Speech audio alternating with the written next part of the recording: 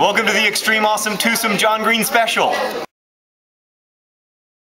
I was thinking about this boy who thinks of Margot as a miracle, as a goddess, as like someone who literally lives on a different plane. Like he lives on the first floor and she lives on the second floor.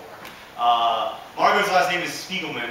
A lot of you have heard me say this before, so I'm sorry, but that's your fault for watching Blog TV. Margot's last name is Spiegelman, and Spiegelman is a German word that means mirror maker, like the dude in the old German villages who made the mirrors was the Spiegelman. And Margot is a Spiegelman.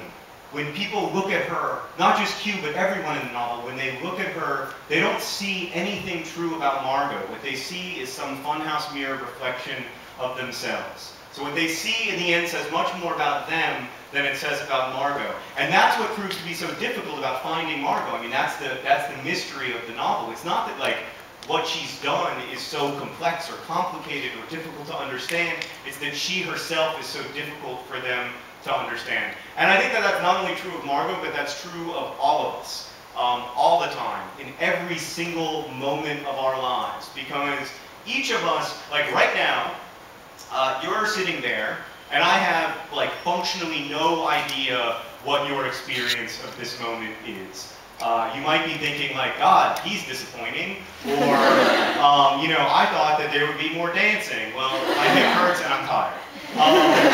Or you know, or you might be thinking like, I'm vaguely bored, or you might be thinking like, he's so interesting, or you might be thinking like, what does his shirt say? It says my wife is a Yeti.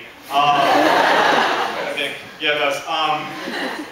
Oh, okay, right, if you haven't seen the videos. My wife has never appeared in any of the videos. Nerdfighters call her the Yeti. But she's not hairy or anything. She's never been seen. She was going to be here, but she's sick, unfortunately. I mean, she's in Melbourne, but she's just back at the hotel puking. But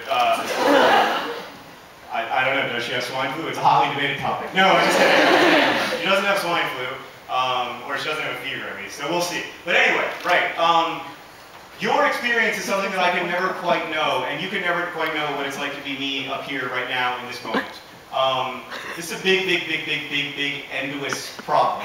Because it's true every single nanosecond of our entire existence. Like every moment of my experience is filtered through my eyes and my consciousness, and because of that, every single moment tells me that the very epicenter of world history is this guy.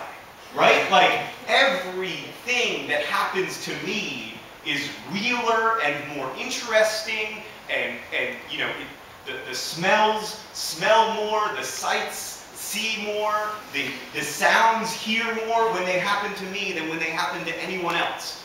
Right? Because, I mean, I'm sure that, like, the things that you smell and see and hear are very interesting, but they can never be quite as interesting as the things that I smell and see and hear.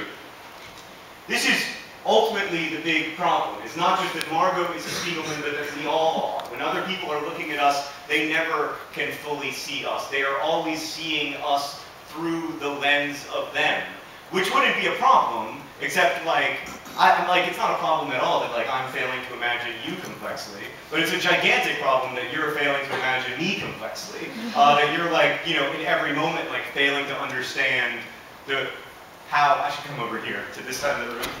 Hello.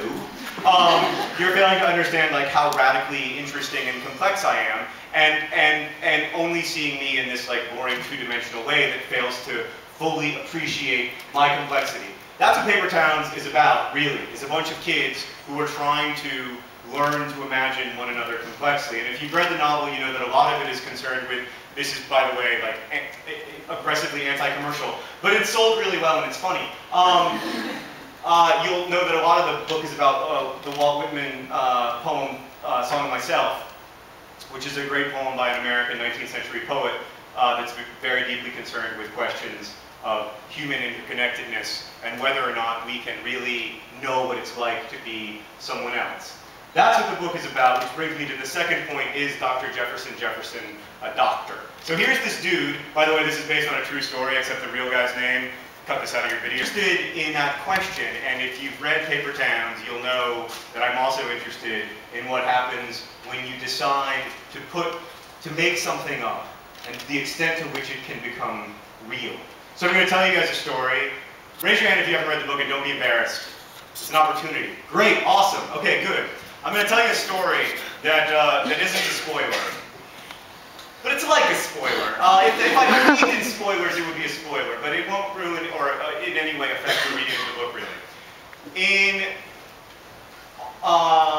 Okay, so map makers, now there's Google Maps and everything, but there used to be these, we used to have this weird stuff called paper, which was made out of trees that we would basically like slice very, very thinly, and then we would, instead of, it was weird, we would take a substance and we would blot on this kind of thinly sliced tree a series of codes that then would turn into a story.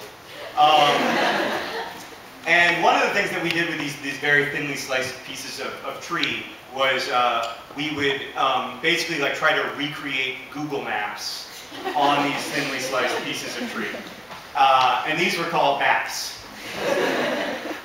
And map makers, the people who made these maps, they would create, sometimes they would put fake places on their maps for the purposes of protecting their copyright. So you would put, you still see this in Google Maps actually sometimes if you're really nerdy. They would put, like in Melbourne, they would put a little alley where there is no alley. Or they would put, you know, they would put a little cul-de-sac where there is no cul-de-sac. Old school map makers, because they didn't have that level of detail, would sometimes invent streets, and sometimes they would invent towns. These towns were called paper towns, or paper streets, or copyright tracks. The reason they would do this is because then if they saw their fake town on someone else's map, they would know for a fact that that person stole their map. Because why else would you have put a town that I made up on your map unless you were stealing my map?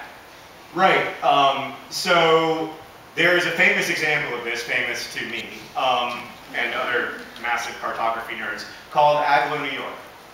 Agloe, New York was a town that was made up by a company called General Drafting, and they put it on all of their maps in New York. So that you'd have a big map of New York State. I own a bunch of these maps because I'm not much of a nerd.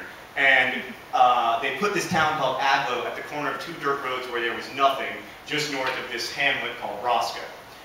And Agloe, the name Agloe came from their initials. Their names were like Otto G. Lindenberg and Albert Gustafson. I don't know, I just made up their names. So, but so that's how Agloe got to be. So there's this fake town called Agloe, New York, just north of Roscoe, made by the General Drafting Company. 30 years later, Rand McNally, big map company, makes a map that has Agloe, New York on it.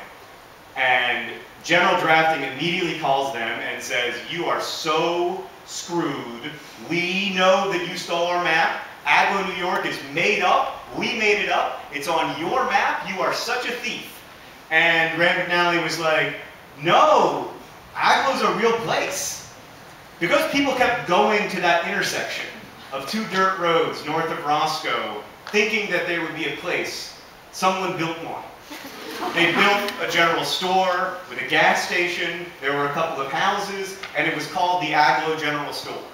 Someone made Agloe real because it was on the map. And this is really interesting to me as a writer. Obviously, it's nicely convenient. We all know that the way the world looks shapes the map, right? Like, Australia looks on a map about like Australia looks on a satellite map. But the map also shapes the world.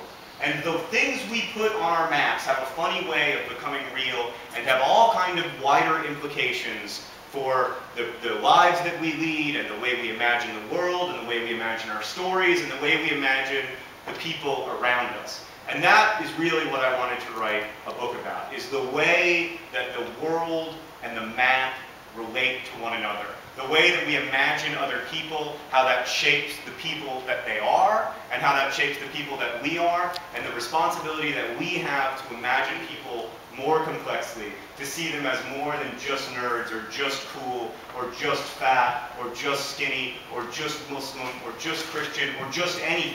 To see them as whole, rich people who are as whole and as complex and as interesting as that infinitely complex person known as I. And so that's why I wrote the book, and now I'm going to take your questions.